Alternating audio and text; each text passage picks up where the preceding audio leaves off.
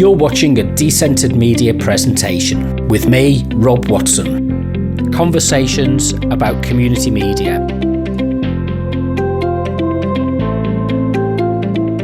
Visit decentered.co.uk or follow on Instagram and Twitter at Decentered Media.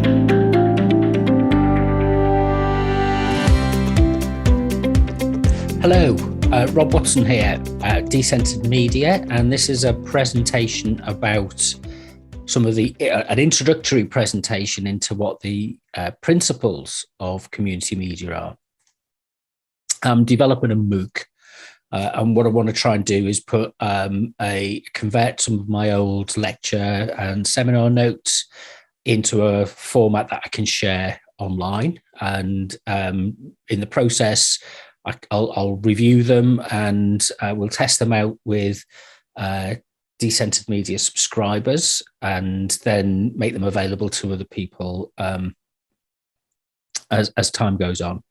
But this is really a bit of an experiment, so I'm going to make this freely available and hopefully get some comments, constructive comments that help to identify how this can be improved. And I'm going to do this by recording a set of observations, really, via Zoom, and it hopefully will include some clips that can play through as well. So I'm kind of getting used to where I need to press buttons and what I need to look at. It's not as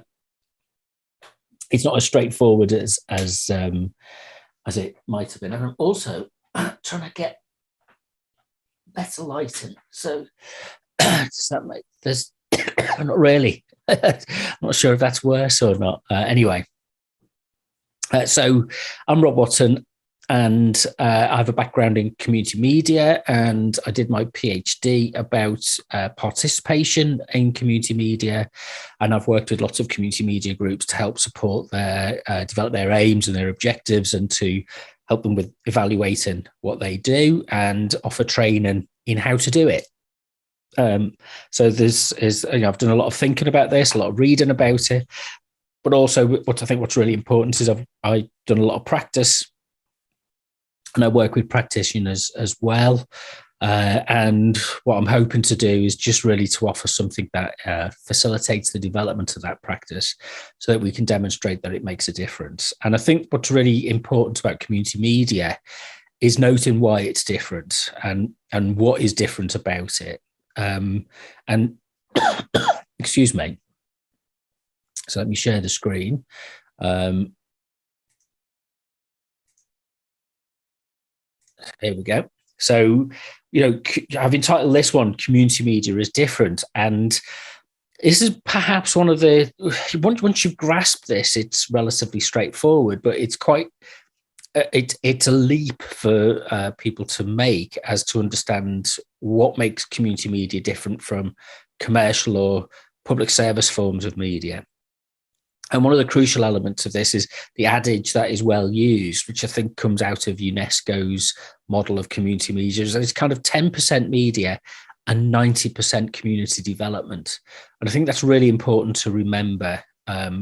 We have to think about this first and foremost as a people-focused process. It is about developing people's capacity, ability, confidence, sense of trust, sense of engagement to work with and through media forms which enhance their lives, our lives, rather than it just being something which is delivered to and at people, or for people on their behalf, but it's something which is the expression of and has ownership by communities, interest groups, individuals, groups of people to share their own stories and to discuss and debate challenges about community life and influence policymakers, and to set a set of frameworks around which things can be discussed in a socially democratic way.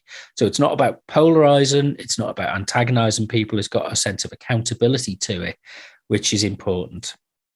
So what I'm going to do in this presentation is just kind of run through some of the ideas that we might associate with that, and to figure out, what the kind of key themes might be. So community media is different, and now trying to figure out how to move the screen along. There we go. So back in 2017, we were shocked here in the UK, and it reverberated around the world when we woke up to hear the news about the Grenfell Tower fire. And it really is an instance, a turning point, maybe, or maybe it should have been a turning point that brought about real change. And there's some concern that it hasn't brought about real change about where we fit as communities and as individuals within, if you like, the power structures within society. Public authorities, local government, disregarding people's concerns, people's interests, commercial organizations, kind of looking to meet short-term profit objectives, a media that is wrapped up in short-term sensationalism, which disregards the long-term understanding of lived experience within a specific place or within a specific identified community, whether that's by race, religion, ethnicity, class. And we've kind of got wrapped up in a world of communications, which is very much a way of really it's like a self-reinforcing model.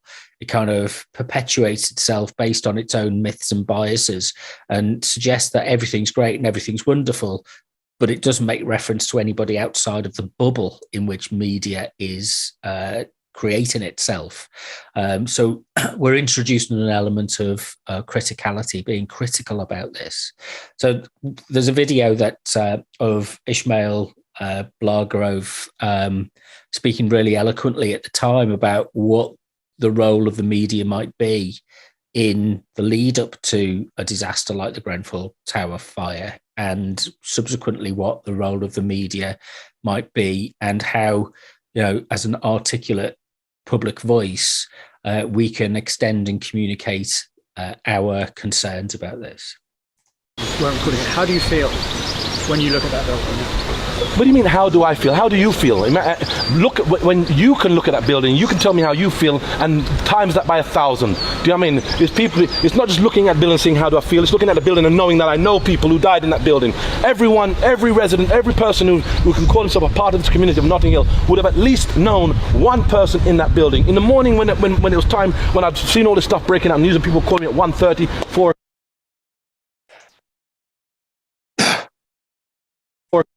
o'clock and all the rest of it, and I recognized that just the locality that my daughter couldn't come to school.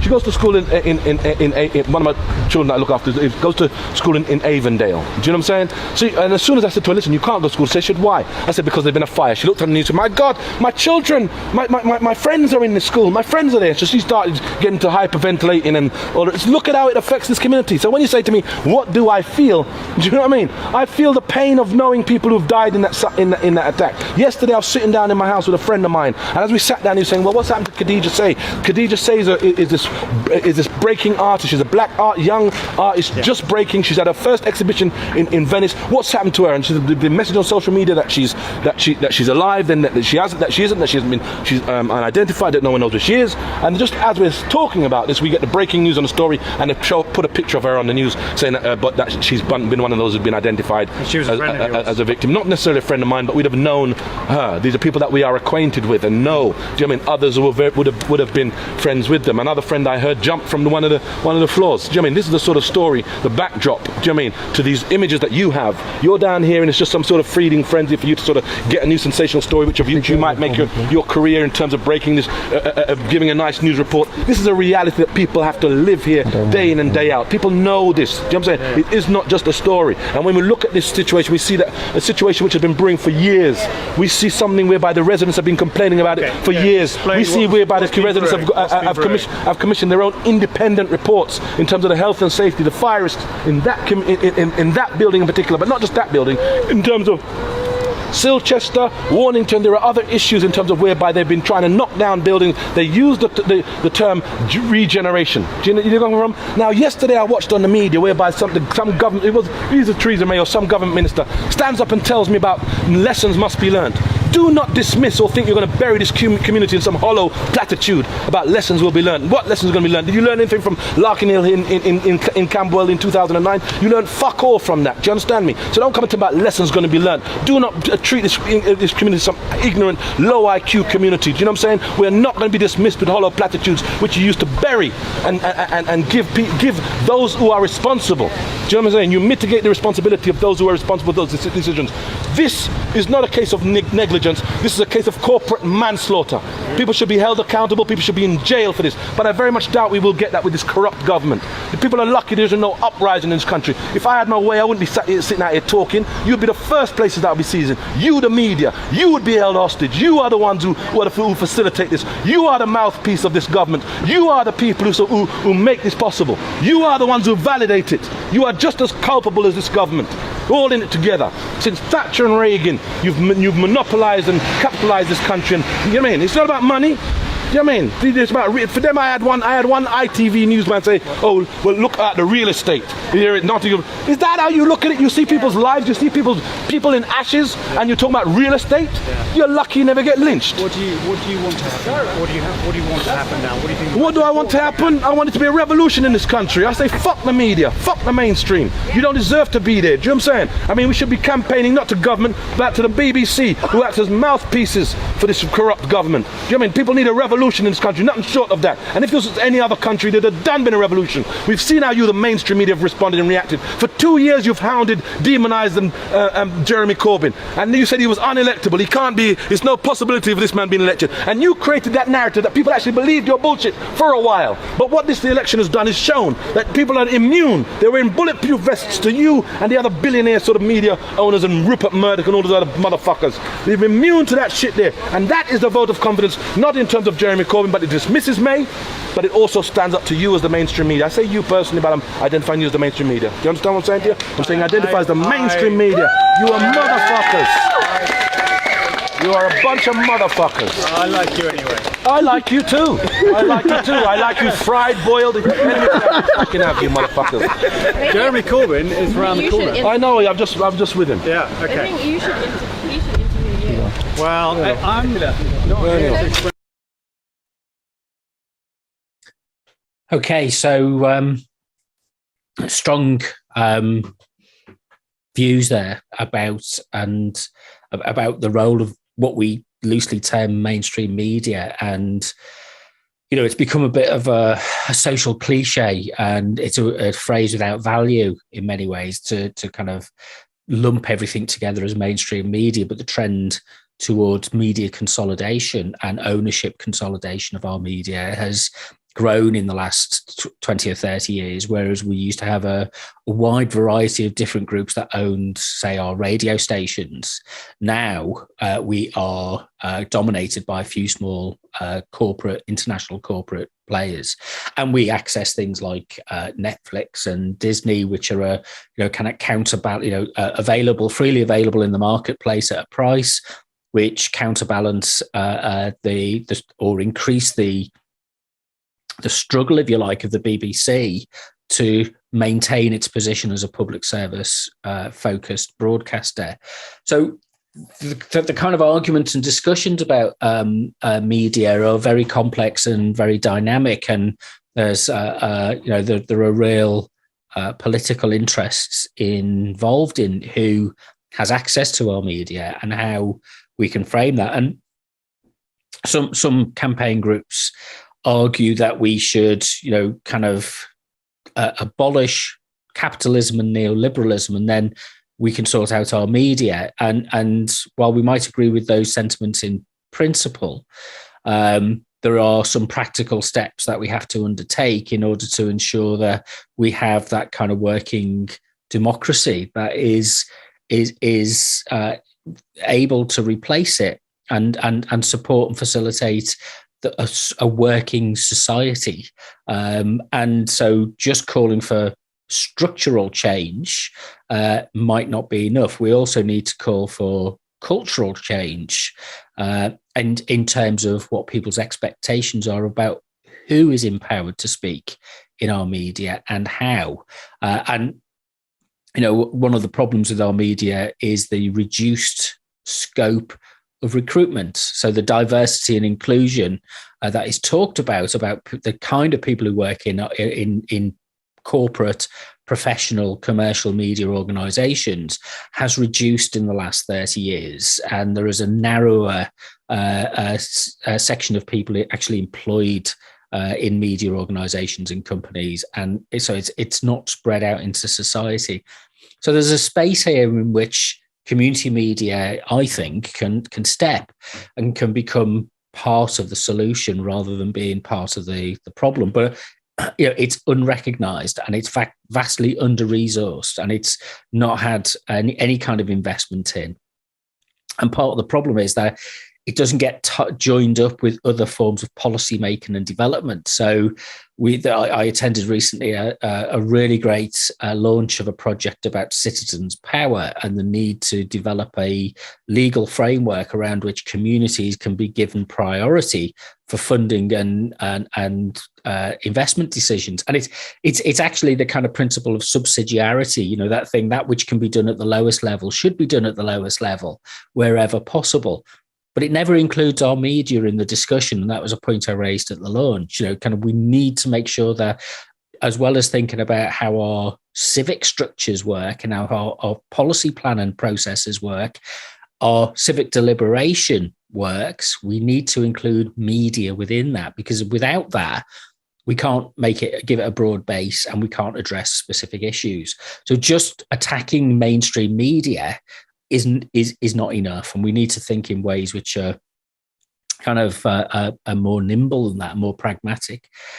So this mainstream media argument is tied up with a number of other processes, which are to do with the kind of globalization and the kind of what's happened over the trends of change over the latter half of the 20th century after the Second World War, which saw a kind of a rollout which was accelerated towards the end of the 20th century and into the 21st century of, if you like, the kind of globalization around a small number of brands. So there was our expectation is that there's a homogenization of product, and something like Netflix and kind of Amazon Prime and the streaming services are bringing people content from a global marketplace for media content, but it kind of has to be very massaged to fit. So the Chinese market cinema market is as important as the domestic American market for the producers of Star Wars, and getting the product right to fit two very distinct cultures leads to some controversy sometimes. So there's a kind of standardization that takes place, which we could argue actually limits our cultural expression, because one of the great things about our cultural differences is that they are different, and that we want to celebrate that. But what goes with the standardization process is a centralization process. So the headquarters of Google or Microsoft or Apple or Netflix or Amazon or any of these large corporations, they've got a headquarters where the decisions are made, and they determine what and how these things are going to be made, and there's less diversity of supply. So you start to see a lessening of any kind of differentiation. Cars all look the same to me these days. Television programs can be in different languages and made in different places, but they kind of tend to follow the same kind of pattern. They feel the same, regardless of whether they are Japanese, Korean, German, American. There's a limit to the extent of which we have a plethora of diverse options of traditions of media content, and television's the great global system for cultural homogenization based around products. So what you can sell on to, look at the rise of football, the Premier League here in the UK, and how that is globally positioned as in a marketplace where lots of money changes hands, and the British English clubs, football clubs, are increasingly owned by international finances and backers. Here in Leicester, the Leicester City Football Club is owned by the King Power Group, which is a Thai corporation, and so on. But what we're dealing with here is culture as products. And this was something which kind of was the rise in the 70s and 80s, and the rise of postmodernism, and the way in which kind of our cultural expression was something which could be turned into products. And really what we kind of came to the point was where the things that we say and do, the cultural achievements that we produce, that we enact, are seen merely within a process of transactions, and that it's really about the freedom that you have to choose between different brands. So, if you think about when you go into a supermarket, there'll be a shelf there for, I don't know, Mexican food. It's not really, it's a simulation of Mexican food. It's convenience food packaged and marketed in some way that kind of has a reference point to Mexican cuisine, but it's not really Mexican food. There'll be an East Asian aisle. There'll be a South Asian aisle. There'll be an East European aisle. This is described in my local Tesco's, to be honest. And it's really, you can get what you want as long as you can afford to pay for it. And we've got all of this supposed choice. And the same applies to the mindset that thinks about media products, is that they're really just something that we just pay for, and that there is something which we can gain access to.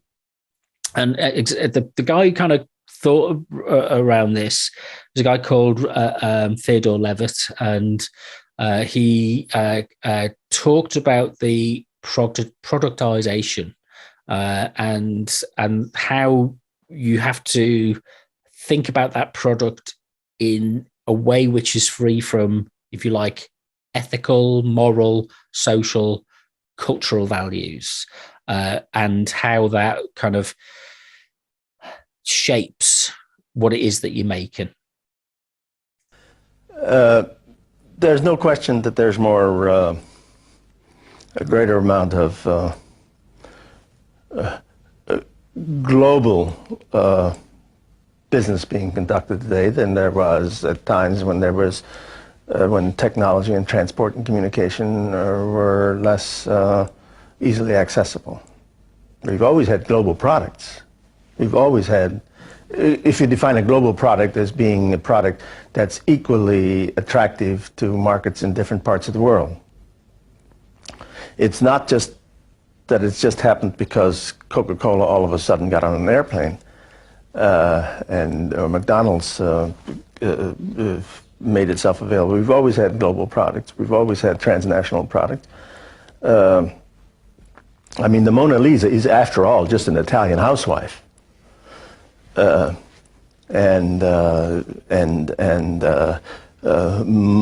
Mozart was a little Austrian,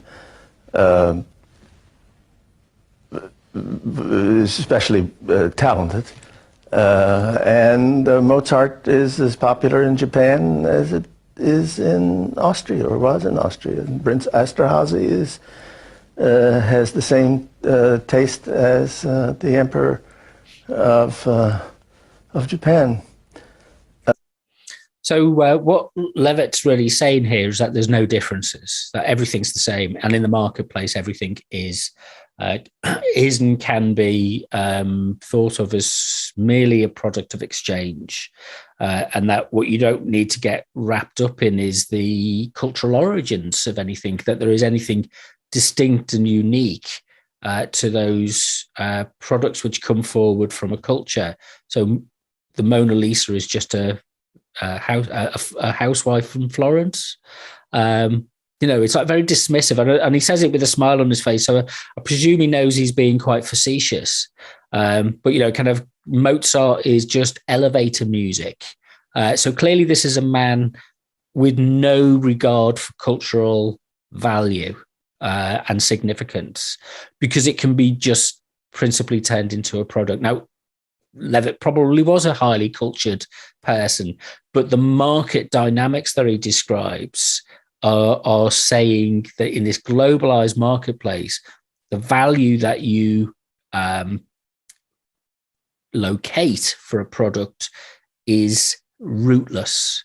And this is one of the concerns that's become very prevalent in contemporary politics and signified by a lot of the ways that we consume and think about our politics now is kind of being branded. So our sense of identity is who do we associate with, and the move away from located and embedded businesses that have a rooted identity within a community or within a social group, within a nation, within a specific geographic place and time. They're less apparent. You look at the brand and you look at maybe the celebrity associations that go along with sportswear and leisure clothing, and billions of people around the world wear these brands, but underneath, they don't necessarily express. It's like a kind of papering over, and on the surface, it appears that there's similarity, and that there's a kind of continuity in thinking between people's expectations about who they are and how they belong. But actually, this is merely the expression of something like a T-shirt or a logo that you put on a hat. It kind of says who you are with a very kind of superficial way. And that's this postmodern idea of kind of everything is just surface. Everything is just signifiers, just signs that float around. And what we don't need to give thought to, according to this model, is any kind of deeper sense. It's all about the interplay of these things and not about anything which underpins them. In this model, it's kind of quite fatalistic in a way, but there is nothing that underpins it. So this kind of leaves us in a almost a fatalistic way of thinking, and we don't really think that there are alternatives to this, and to some extent, the kind of battle has become over the last, we saw this with the Brexit debate and with the election of Trump as president, and the controversy that kind of fueled that there's a kind of local communities have given way to rootless global elites, and that the corporations that fuel the global economy don't have a sense of community, and they've lost a sense of perspective about what that sense of community means. And it's kind of typified in the sense of, if you like, hyper individualism. And when you watch this video, it's an advert for a hotel chain. Just think about how it's addressing the individual and what they're saying about the available choices and the kind of society that is open and opportunities that are open to this individual. Here is where you reinvent each day. It's not about where you are. It's about making the most of it. And each encounter makes you stronger. This is your game. A game you like winning. Here is where you travel on adrenaline.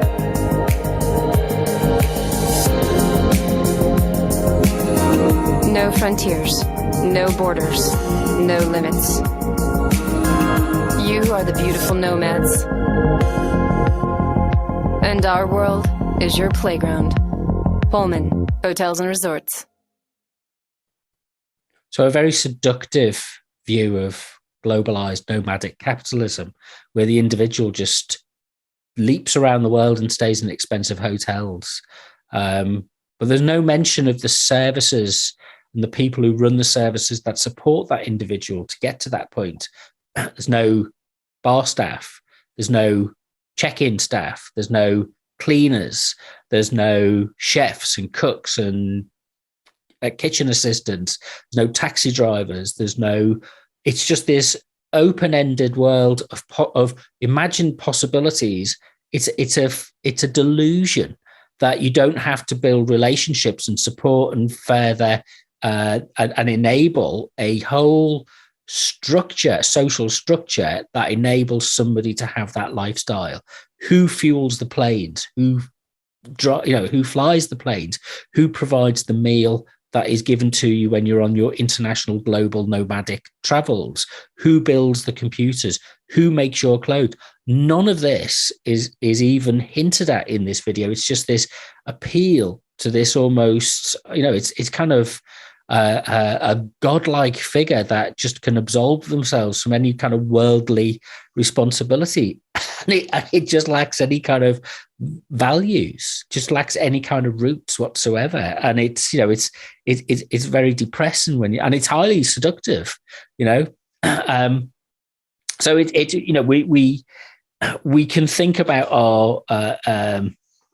our role as individuals within this mediated world. And we have to think about it. And this is part of the critical thinking that we have to start to address if we're going to be able to pull back from these extremes.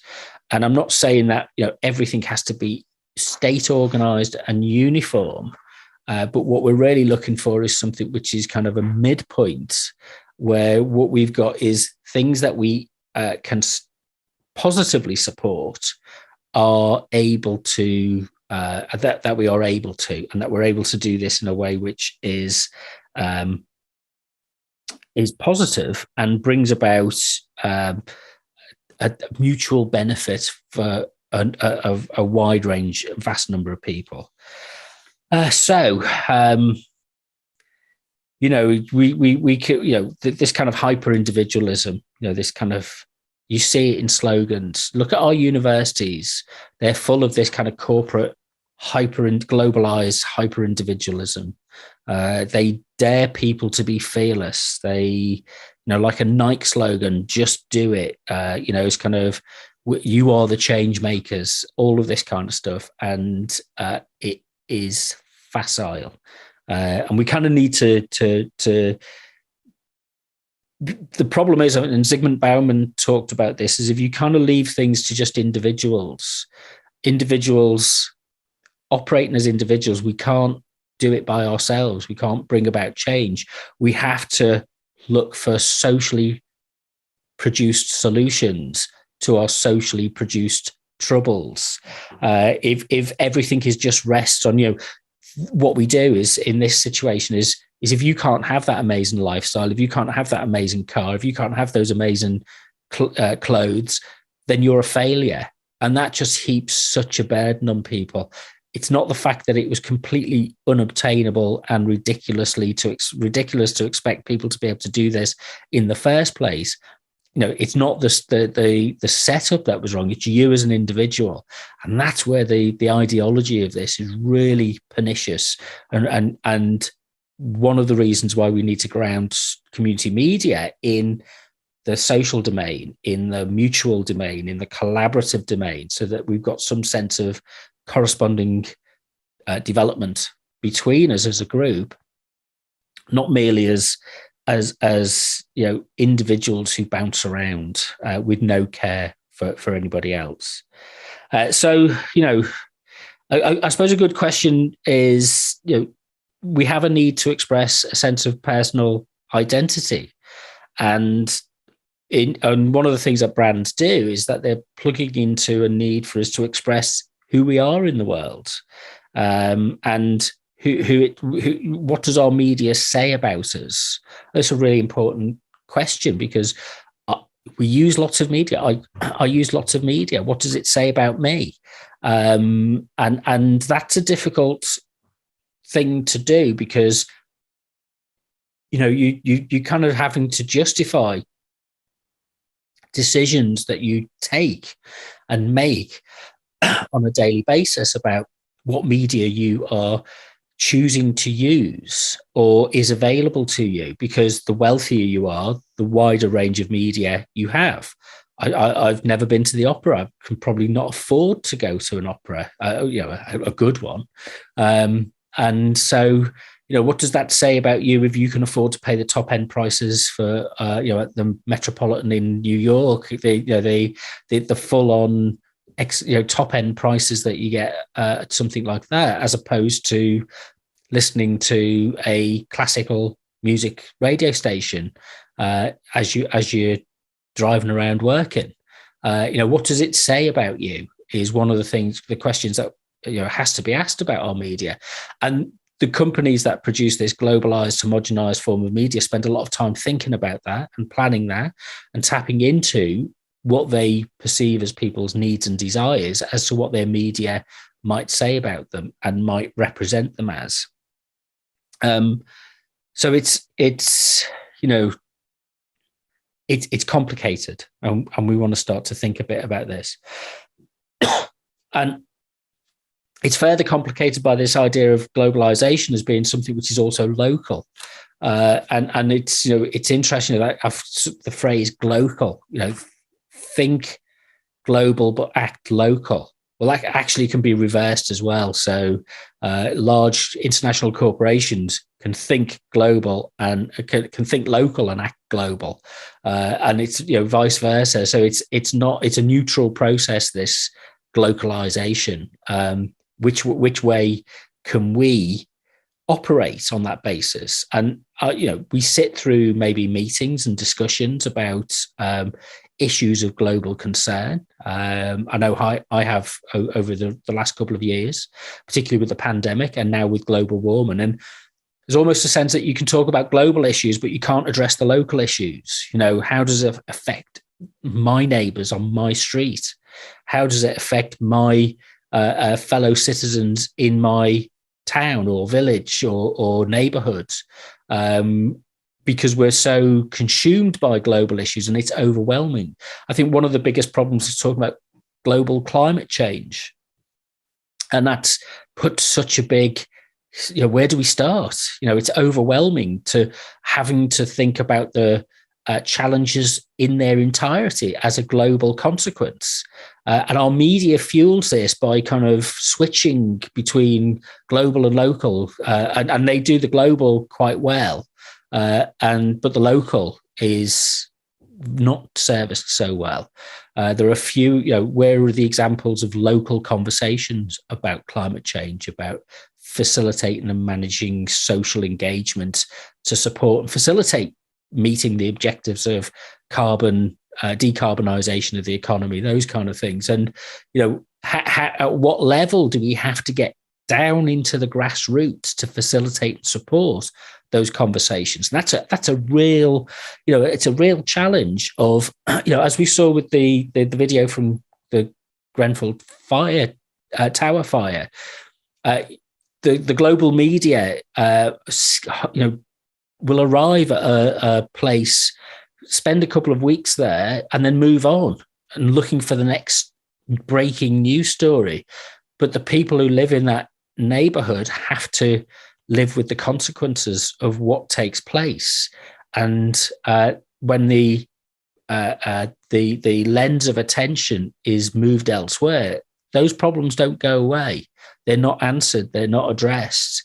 And so we need an embedded form of media, an embedded form of media that is purely and only focused on the local in order to counterbalance this global priorities. And that's hard to achieve and justify. And part of this is wrapped up in our sense of identity and belonging that goes with this. And this is tested and is tested certainly at the moment. And the counter to the global nomads point is a kind of national chauvinism, and the move towards, in the last kind of 10 years really, is the move towards a kind of more robust nationalistic expression of identity, where there's less international cooperation, where there's more antagonism between other countries and other countries, and kind of the way that we aren't working together in the way that is going to solve global problems, but that we kind of put up a fence. And Trump is no better exponent than this, I think. Number one, are you ready? Are you ready? We will build a great wall along the southern border.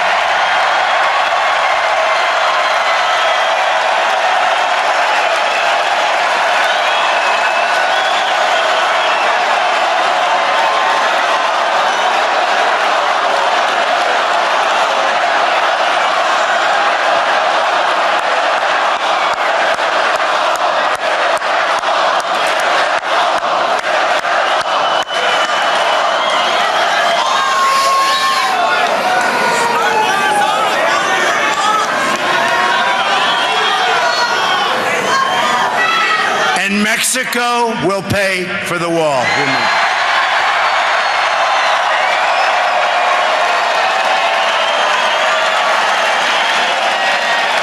100%.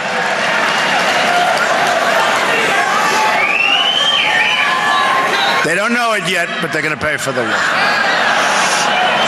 And they're great people and great leaders, but they're going to pay for the wall. On day one, we will begin working on an impenetrable, physical, tall, powerful, beautiful southern border wall.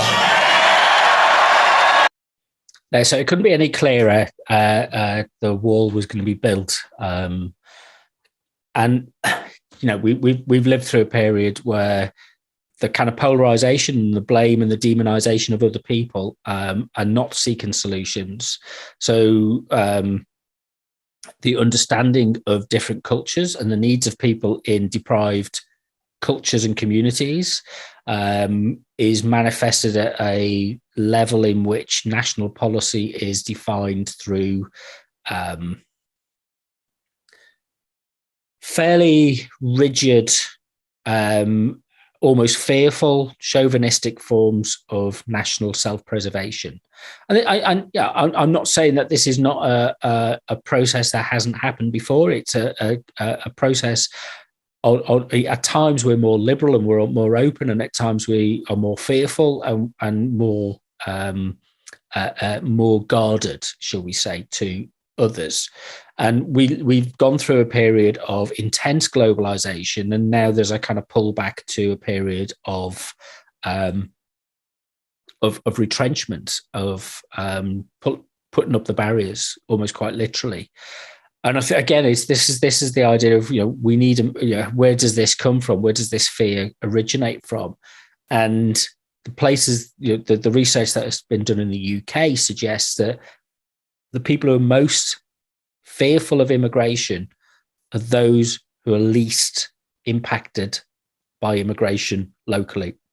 So places with high immigration, Birmingham, Leicester, London, have more tolerant, liberal attitudes towards immigration and diversity of the diversification of identity in communities. Those places that are most fearful are the ones who are most furthest away from those places, who are most monocultural. And it's not to say that there's a kind of right and wrong with this, to the point where we shout people down for having views about what kind of culture and society they expect to be part of, as every citizen should be encouraged to explore. The problem is we have a media which polarizes people and labels people and fuels a sense of antagonism and polarization, because that's what sells the clickbait is what sells newspapers and online articles and helps makes people watch videos on YouTube and things like that, because there's an indignation that goes with this. That's what drives attention in the social media economy. So when we step back from this, we have to think about, well, hang on a minute, what is our experience? And what is what have we experienced of immigration? So one of the things that we can do with community media, which is, again, it's a running theme right the way through this, is to say it's not about our opinions, it's about our experiences. And when somebody says, I don't want people from other places coming and living in my neighborhood, you kind of have to ask, well, what experience have you got of that? And if they can explain what their experience is and it is legitimate, it makes sense to you, then you have to respect that. If somebody's just saying, well, I read it in the Daily Mail, or I read it in the Daily Telegraph, or I saw it in the local newspaper, then that's the problem. The mediation of cultural differences is where the part of the problem lies. And we've become a segregated, we don't share a common experience of media in the way that we maybe did in the 1970s and partway through the 80s, before the rise of the expansion of media access. Prior to the mid 80s, it was very restricted. You got to the late 80s and the launch of satellite television and cable television. And then you started in the 90s, it was the introduction of the internet. And you moved away from 3 television channels. So the coherence of the social expression moved and shifted. Not that social society was ever coherent. We shouldn't be naive about that. But the role that media played in helping us to understand what that social experience was about has become fractured and has changed. And there's some positive things that we can do from that. And I'm not a doom monger about this. I think there's a lot of things that we can benefit from by taking control of our own media and telling our own stories and creating our own narratives that we are likely then to be able to help others to discuss and understand. So really the kind of question is who talk, there's a balance, there's a framework of what gets discussed, which is mediated on our behalf, and it's chosen by media producers who engage in market research to get a sense of what audience expectations are and how they can meet them. And there's a good video from Charlie Brooker which kind of mocks this process. Here's a guy who's got a mouth like a snare and a voice like a cat trapped in one. It's Shane McGowan and the Porgs. Wasn't that one? I think it was this one. No, not that one either. So this. Before long, a standard news report visual language established itself, one that's immediately recognisable to anyone. Me has this report. It starts here, with a lacklustre establishing shot of a significant location. Next, a walkie-talkie preamble from the auteur, pacing steadily towards the lens, punctuating every other sentence with a hand gesture and ignoring all the pricks milling around him like he's gliding through the fucking Matrix, before coming to a halt and posing a question. What comes next? Often something like this, a filler shot designed to give your eyes something to look at while my voice babbles on about facts. Sometimes it'll slow down to a halt, turn monochrome, and some of those facts will appear one by one on the screen. This is followed by the obligatory shots of overweight people with their faces subtly framed out, after which the report is padded out with a selection of lazy and pointless vox pops. Usually get some inane chatter from people. I think they do have too much. I think what we want to hear is actually what's happening and not what other people think of it. I hate these sound bites. I don't want some punter's opinion usually. No. Another bit of dull visual abstraction to plug another gap now before the report segues gracefully into a bit of human interest courtesy of some dowdy man opening letters in a kitchen and explaining how he's been affected by the issue. When I'm watching the news, I don't really, there's a person talking to me, telling me what's going on, and I don't really listen to what they're saying. It's just news. It's just news. He unfortunately was boring, so to wake you up, this is an animated chart, this is a silhouette representing the average family, and this is a lighthouse keeper being beheaded by a laser beam. As we near the end of the report, illustrative shots of pedestrians and signs and a pipe at a window, and then the final summary, ending on a whimsical shot of something nearby, accompanied by a wry sign-off. If you're lucky, a bit of wordplay fit for a king, or in other words, a regent's treat. Charlie Brooker, Newswipe, London. So that kind of indicates how the extent to which a lot of our media is formulaic, and it works to a pattern. And what you're not really get, you fill in the time with it's the equivalent of an IKEA package of furniture that you just pull it off the shelf and you make the facts fit to this. And there is a need for that, but the point is, I think, that there are alternative ways of generating content and generating stories and creating ideas and sharing ideas, and we need to invest in that. And there are lots of good examples, which I hope over the course of these presentations we can kind of get into a little bit and discuss as well in our online forum, and come up with some ideas of how we don't have to fit to this narrow, prescriptive, professionalized model of media generation and development that works within this world of standardization and homogenization and is polarizing and attention seeking. But we can actually do something different, and we can create something which goes beyond that. Something which, when you're familiar with the media form and you can mock it and be ironic about it, I think you kind of look at these things and kind of indicate how they're pointing you in the right direction to do something else. Here's a guy who's got a mouth like a snare and a voice like a cat trapped in one. It's Shane MacGowan and the Porgs.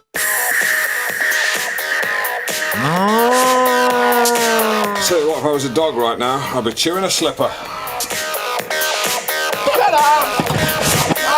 And an email from Barbara in Dis. When I'm sitting in the bath, people outside can see my head through the window, but when I stand, they can see my fanny. So I have a choice between drawing the curtain or crawling to the bath. Okay, that was Funky Gibbon by the Goodies to show that we are not averse to a little bit of anarchy. Yes, I'd like a compact excavator with a rotating platform and a knuckle boom. Yes, for the whole weekend. 360, please. No, just the tilting bucket. Well, that's okay. I won't require the driver. I'll be operating it. I know.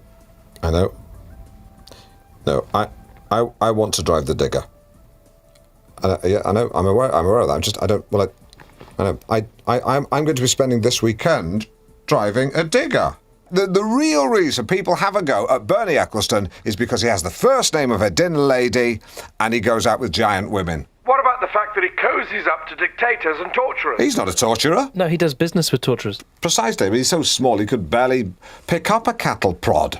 He wears kids' clothing. Watch out for him next time there's a wet Grand Prix. His wellies have got Spider-Man on. Yeah, thanks. It's Italian. Actually, I bought it in Capri. Yeah, guess how much it cost? 60 quid. £1,000 in 1980. Yeah, but you're not paying for the leather. You're paying for the lining. I mean, no one sees it, but I sometimes throw it over the back of the chair on the train.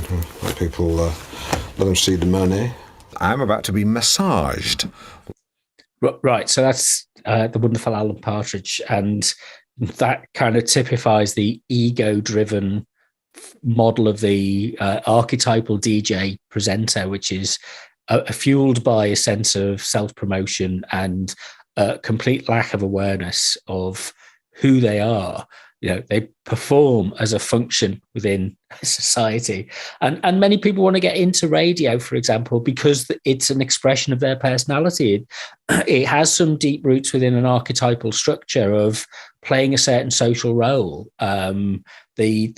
The guide, the companion, this is something to analyze a later conversation, I think. But there is pleasure to be derived from the enacting and undertaking the forms of media that we see in mainstream media. But I think what something like Alan Partridge does so well is it says that there are limits to this. Is that you can't take yourself so seriously. You've got to step back from it and say, hang on a minute. And it might be something that's unique in British culture to have that self-referential view, that self-mocking kind of view of oneself, which pricks the kind of pomposity of these things. And that's something it's sort of maybe missing a little bit in our discourse at the moment. So one of the other challenges is the way in which issues are packaged up and are kind of arranged for us as a series of predefined issues that we have to think through and think about. And that was sometimes what we are able to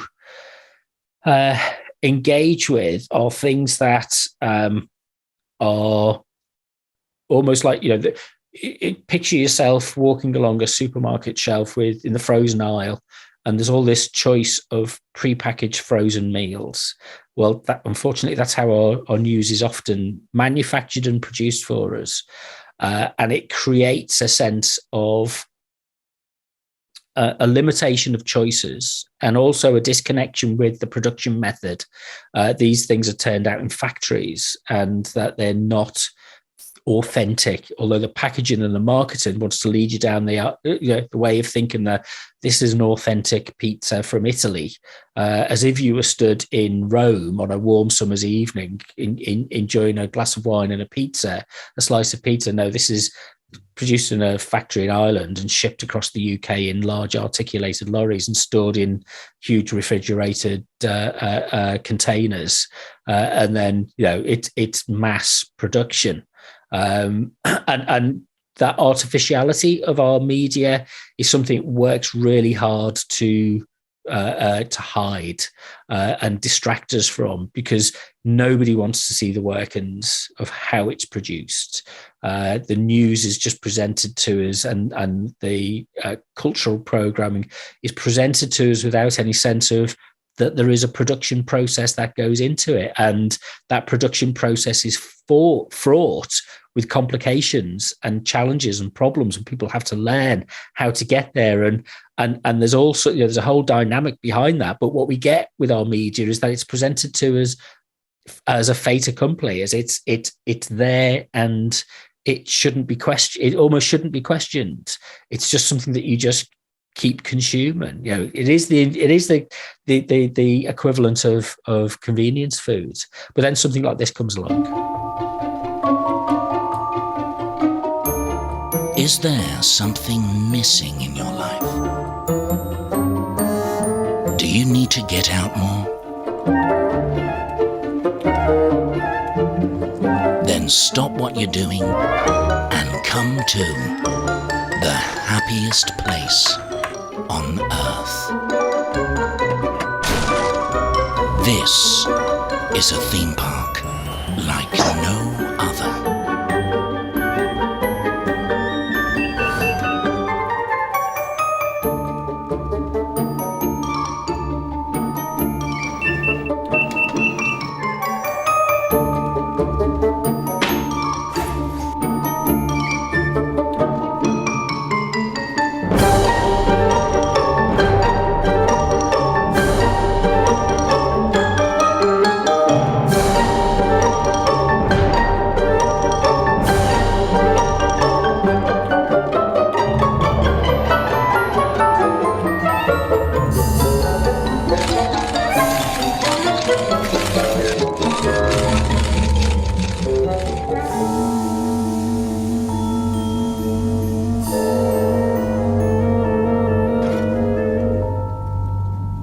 Dismal Land. A place where all your dreams come true.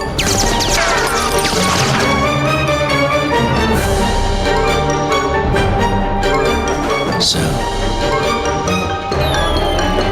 what are you waiting for?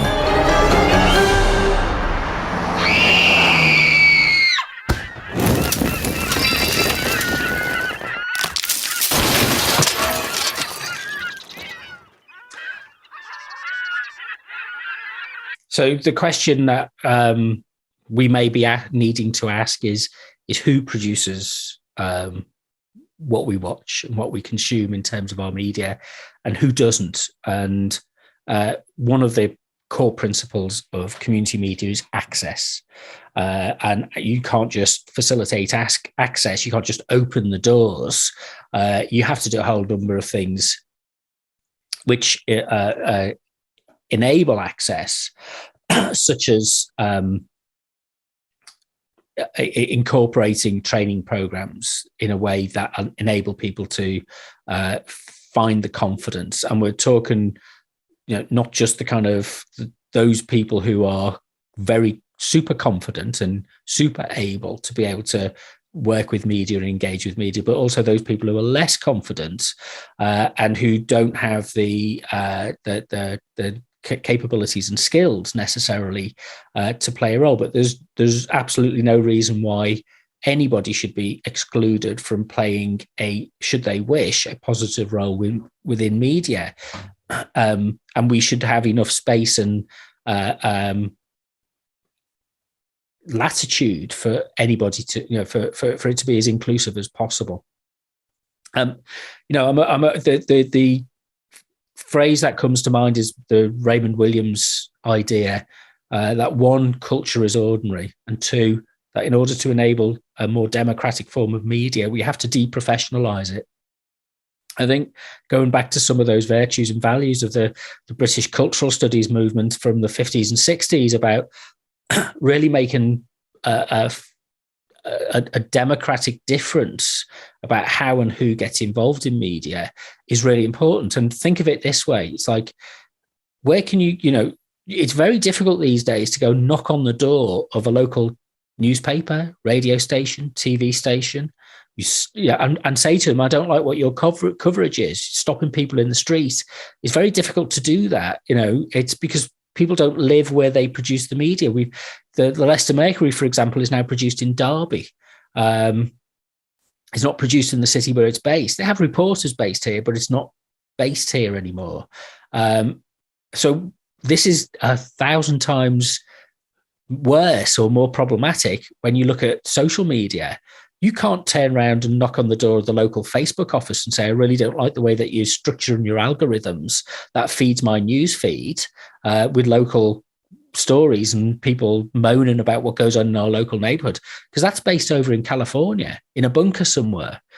We don't get access to those decision makers. And part of the disengagement of our media is the lack of civic engagement and civic empowerment to be able to be part of the decision-making process and the governance process.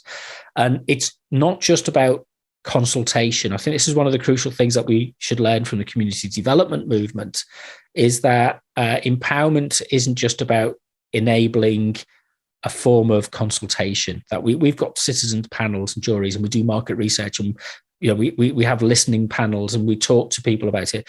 People have to be involved in the decision-making process. They have to run their own media as well.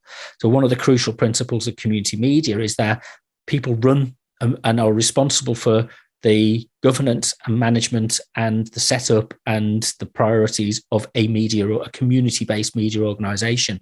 And part of what you've got to do is to get that right, is to get that working so that people are empowered.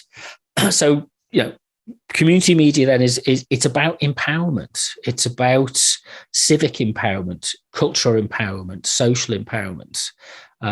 It's also about, kind of helping or inspiring people to speak for themselves and not speaking on their behalf. So you have to think and operate in a different way as a media producer. You have to listen. You have to respect the views that emerge from people in situations that aren't just sound bites, just aren't stopping people in the street and shoving a microphone in their face and asking them what their opinions are on an issue in that vacuous kind of vox pop kind of approach, which really now I think just winds most people up. But also that you've got to get out and encourage and find the diversity of voices, and there are who's not in the room, who is being overlooked, Some groups are more easy to overlook than others and have traditionally overlooked again and again and again. And the efforts that you've got to do, it's hard work to engage and draw people into the process and help support and build that kind of confidence. So we're talking about not a product-based model, but a values-based model, a social values-based model. Social value is a particular economic way of looking at things about what return it creates socially for communities and neighborhoods development.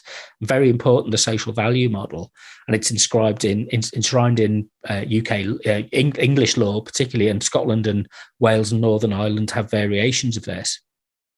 But also values, principles upon which consent and understanding are based, rather than it being this kind of antagonistic or polarized kind of engagement. And so Kevin Howley talks about this, it's the tradition and the pathway of community media is for locally oriented media access that counter the kind of dissatisfaction that we have with the mainstream media forms and content and kind of organization systems that mainstream media is based around, but focused on that kind of free expression in a participatory democracy, which is accountable.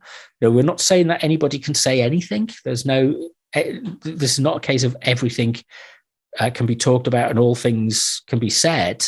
When you sit with a group of people and you have a conversation, you are mindful that what you might say might hurt other people if you say it in the wrong way.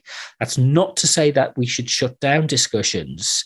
I don't buy this kind of right-wing libertarian argument about freedom of speech, because with rights comes responsibilities. So your right to speak freely is counterbalanced with a right of responsibility, with a responsibility to ensure that what you are talking about has no or minimized adverse effects for other people. Basic principle of liberal democracy, really. And it's important that we talk about responsibilities as well as rights. And what we're really trying to do is create a sense of social solidarity. And I think through the pandemic, we are learning that this is important in order to meet the challenges of the pandemic and now the challenges of the climate crisis. So communities then are community media. It involves an element of civic deliberation. So ways in which we can encourage people to have conversations and to talk.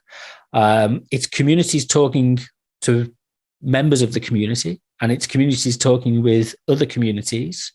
And that might be driven by, a particular interest or a particular group with an axe to grind, with a social motivation to see something established or to something that was not represented before, a set of experiences that haven't previously been represented to be represented. But that's different from an opinionated slanging match and political posturing. This is about exploring people's experiences and sharing our experiences, because that's where human understanding comes from, and that's what drives our sense of cohesion, and that we're proud to ground this in a kind of local experience. So the kind of grassroots media arguments, and Henry Jenkins talked about this in terms of it articulates who we are, both as a kind of a network of professional people in where we work, or a community based around our interests, or a community based around the place where we are based, or at the stage of our development in life. So younger people and older people, all of these things matter. It's kind of quite profound human social experiences that we're trying to tap into and that we're trying to give voice to. And we do it in a way which enhances a sense of civic engagement, that it isn't just about letting other people speak for us on our behalf, but we're learning to recognize the power of communication that it has about setting the framework of identity, setting the framework of priority within policy making, so that communities can't be ignored or shouldn't be ignored, because there's a voice there that articulates, maybe not incredibly well. It might be, dysfunctional. It might be, but it's there. There's a voice there that we're able to hear, should we choose to listen, and that we're not just relying on what is pushed out through by editors, gatekeepers in the middle of a corporate process, an industrialized production process. But this is something that emerges through civic interaction and addresses the concerns of civic society. And there's a role that's being played by civic society now, which is, unfortunately replacing the state and the private sector, who've missed out on, who've departed from that center ground of civic life, of basic provision of civic services. So it's going to have an increasingly important role in the future. So it's not just derived from the market, but it comes from a sense of increased and enhanced participation. And the technology's changed, since a lot of the initial thinking was done about community media, and the principles are still valid, but the technology is enhanced and increased and changed in so many more ways that weren't possible 10 years ago. And that we can contact people, engage with people in ways that we just kind of couldn't have, on the scale of that we couldn't have dreamt of a few years ago. But that gives us more opportunities to produce and develop and learn about producing our own media for ourselves. So posting YouTube videos, for example, is a great example of that. And there's a playlist I've got of which I'll share in the notes, which is of walking tours of Leicester and many other places that you can visit. Now people are going out with a small camera or a phone and walking around their neighborhood or their town centre, or going out on a recreational walk in the hills or the fields and along a canal, and sharing that experience. And it's kind of, people are using their media without having to be part of the media industry. It's something that you can do via, you're sucked into the platform of YouTube, and I'm not naive about that, the way it controls the algorithms and what it shows you and everything, and the monetization process. But it means you don't have, if you want to be a local reporter, you don't have to be based at a local newspaper or a local radio station or a local TV network anymore.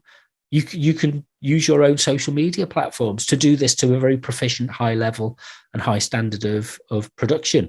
But what are the values that fuel that? What are the tips that we need to think about in terms of our media skills and our media literacies to be able to do this? And I had a wonderful walk around Evington Village with Helen Petman, who runs the Evington Echo. Again, I'll put the link in for this, to talk about what community reporters can do to help build a sense of identity. So what we're going to do across these conversations, and I'm going to try and get a recording out and post it up online every couple of days, and it can stay there for a few years. It's not so time bound, but to really give us a chance to discuss ideas so we can follow this on, to challenge preconceptions that we have about our media. And I'm not saying I'm right on this, and I'm sure there are many things that I've mentioned and talked about which I've triggered off lots of other thoughts where you thought, that's wrong, that's not right. Well, okay, we'll have that conversation and discussion. That's what we're here to do. And let's map out some alternative approaches. And what do we need to do to build that? What do we need to do to build the kind of confidence that goes with that, so that we can tap into, as Howley says, the dynamics of our culture, not just our media culture, but our culture more generally. And it's a part of society that we don't really talk about that much, is, what is our culture? If we belong somewhere and we recognize the importance of belonging, then we also have to say, hang on a minute, what does that say about us? And as soon as you say, what does that say about us, that's the expression of culture. And we have to think about that. We have to get into that to be able to understand it. So our conversations will give us a chance to discuss things kind of at hand. Now, none of this we have to go searching for to investigate. Let's use what comes into our social media feeds and streams and stuff that we've engaged with in the past. Let's share ideas and develop our concerns, and find out if it might just be you thinking that, and then you talk to somebody else and you realize that actually there's a lot of other people thinking about something similar. And to reflect on the practicalities of working with different people. I think that's part of one of the essential elements of this. It's not just about you're trying to break out of that echo chamber where you only ever work with the same kind of people, where you only ever get information from the people who agree with you, the people who are similar to you. That's incredibly difficult to do in the kind of societies we've become. We're more segregated now than we've ever been. And I think this is one of the principal roles of community media, to overcome that sense of segregation. So carry on studying, engage in debates and policy discussions, challenge the mainstream view, be critical, but also get involved, volunteer with a local community media. I'm agnostic about what form of media we use, by the way. I'm not fixed to any one particular one. I think they're all great. We should use all of them. And lots of things that we've not even considered as community media yet, we need to start to be thinking about. And maybe set up your own community media group where you can learn to practice these things and undertake them. So let's just finish off. So one of the again, Howley talks about the idea that it's vital to maintain a dynamic set of resources for the renewal of our cultural processes and our democratic process as well. If we don't invest, then we won't. We will have a less sustainable. It'll be harder to deal with in the future, and we have to invest in this now. So. Right, that's the list of references. The notes will be available on the in the MOOC. I've got to learn how to structure this yet, so I can't tell you what it is now. But it's in the presentation one section of this introduction section, and the website for Decentered Media is decentered.co.uk. We have a forum, which is forum.decentered.co.uk. So if you want to subscribe to get more information and firsthand updates and things like that, we have a Patreon page, which you can go to at patreon.com/decenteredmedia. And for as little as £1 a month, we're not setting it. The minimum limit is fine. We're going to offer some free content just to test it out and find out how is it working, and then maybe we can develop this as something which we can grow collaboratively and develop collectively. So sign up at Patreon. That would be most appreciated, and I'll put some more content up on there as I go along. And yeah, let's keep chatting and discussion. We have a weekly Zoom drop-in, which for 2022, thinking about changing the time and day that we do it. But at the moment, it's Tuesdays, 6 till 7 p.m. Again, you get the link for that through the Patreon subscription. However, that might change, but watch this space. Just keep an eye out on Decentered Media on Twitter and Instagram. Right. I've no idea how long I've been talking for, and I think I'm ready for a cup of tea now. So until the next session,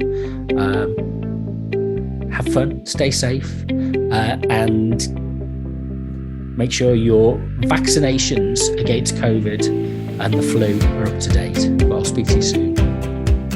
You've been watching a Decentered Media presentation. To find out more, go to decentered.co.uk or follow on Twitter and Instagram at Decentered Media.